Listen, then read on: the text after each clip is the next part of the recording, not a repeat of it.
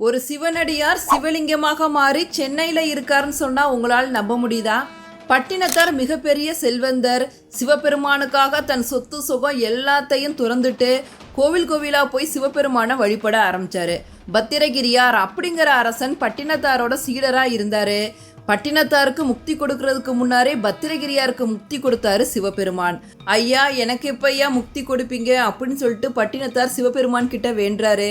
அதற்கு சிவபெருமான் பட்டினத்தார் கையில் ஒரு கரும்பை கொடுத்துட்டு, இந்த கரும்பு எங்கு என்றைக்கு இனிக்கின்றதோ அங்கு உனக்கு முக்தி கிடைக்கும், அதுவரை என்னுடைய திருத்தலங்களுக்கு சென்று என்னை வழிபட்டு வா அப்படின்னு சொல்லிட்டு சிவபெருமான் மறைந்து போயிறாரு. பட்டினத்தாரும் கையில் கரும்போடைய ஒவ்வொரு திருத்தலமாக போயிட்டு வராரு.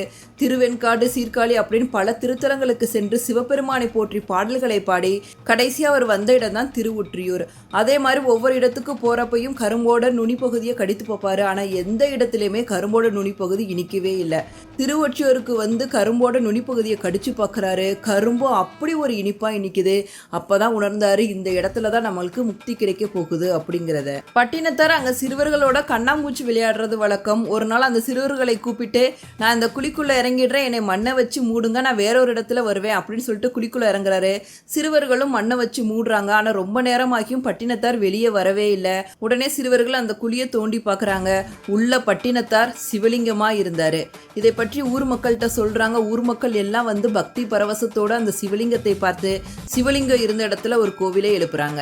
உள்ளே சென்ற பட்டினத்தார் சிவலிங்கமாக மாறியிருந்தார். ஈசன் அவருக்கு முக்தியை அளித்தார். பட்டினத்தார் மோட்சமடைந்த நாள் தான் ஆடி மாத உத்திராட நட்சத்திர நாள். அன்னைக்கு பட்டினத்தாரோட குரு பூஜை கொண்டாடப்படுது.